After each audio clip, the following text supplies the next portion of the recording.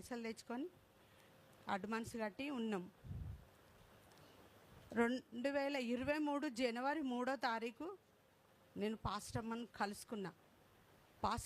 కలుసుకున్నా అనే బదులు దేవుణ్ణి నేను దగ్గరకు వచ్చినా అంటే దేవుని నామానికి మహిమ కలుగుతుంది. అట్లా నేను దేవుణ్ణి తెలుసుకున్నా. నా జీవితం అంతా ఇప్పుడు 40 ఏండ్లు అయిపోయింది నా పెళ్ళయి. ఏ రోజు కూడా నేను మనశ్శాంతిగా లేను. ఏ చుట్టాలు నన్ను పట్టించుకోలే.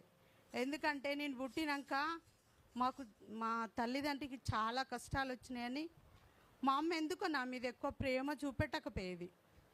అట్లా నేను మా మేనమావుల ఇళ్ళల్లో ఉండే పెరిగిన. ఇయ్యాల కూడా నాకేం లేదు, తింటేందుకు తిండి ఉన్నది అంతే, నేనేం సంపాదించుకోలే. కానీ మనశ్శాంతి ఉన్నది. మనిషికి మనశ్శాంతి ముఖ్యం. ఎన్నున్నా లేకున్నా మనశ్శాంతి ఉన్నది అనుకో, మనం ఏం చేయాలో మనకు ఆలోచన కలుగుతుంది.